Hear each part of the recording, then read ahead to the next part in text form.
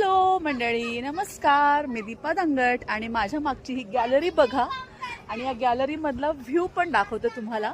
तर आपण आता आहोत तापोळा या ठिकाणी आणि तापोळ्यामधून आपण कोयना धरणाच्या पात्रातून बोटिंग करत करत मारुती मंदिर या स्पॉटला आलेलो आहे आणि तिथून दिसणारा हा व्ह्यू तुम्हाला दाखवते. बघा कसला अफलातून सुंदर आहे.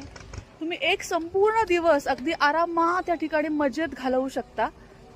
दाखवते. या ठिकाणी तुम्हाला छोटा मोठा चहा नाश्ता मिळेल आणि हे बघा हा व्ह्यू बघा काय सुंदर दिसतोय.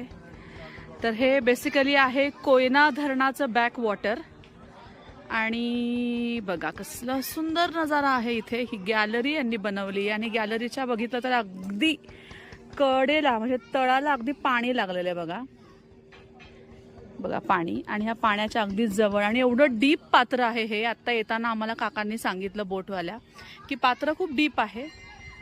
त्या तिकडे आपण थोडंसं लांब संगम पॉईंट बघितला होता. हे बघा तिकडे पुढे ती बोट येताना दिसतं ना समोरून, तिकडे संगम पॉईंट आहे. तिकडे 3 नद्यांचा संगम आहे आणि जवळजवळ मला वाटते कोयना धरणापासून 70 ते 80 किलोमीटर लांब असलेला हा बॅकवॉटरचा फुगवटा आहे आणि तरी पण बघा कसला जलाशय आहे. जवळच इकडे 1 तासाभराचं जर आपण बोट राईड करून गेलो तर समोर वासोटा किल्ला आहे. सध्या तिकडे जायला एंट्री बंद आहे, परंतु हा नजारा पण काय मंडळी कमी नाहीये. खरोखरच महाराष्ट्रातलं काश्मीर तापोळ्याला म्हणतात ते काही खोटं नाही. खूप सुंदर वाटतंय. काय मस्त आहे ना. चला मंडळी, पुन्हा भेटूया पुढच्या व्हिडिओमध्ये. तोपर्यंत दीपाचा बाय.